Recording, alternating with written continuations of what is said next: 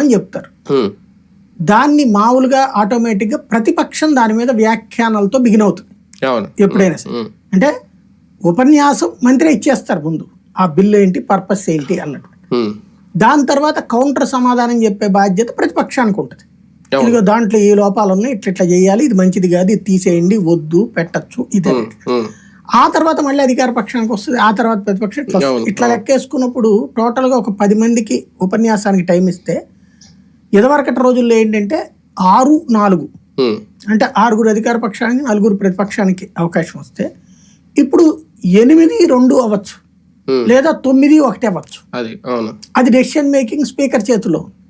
కానీ అంతసేపు వీళ్ళు వెయిట్ చేయాల్సిందే, వెయిట్ చేయాలా. నువ్వు రాజకీయం అన్న తర్వాత రేపు 5 ఏళ్ళు వెయిట్ చేయాల్సిందే కదా. ఇప్పుడేమీ చంద్రబాబు నుంచేసి లాక్కెళ్ళలేవు కదా.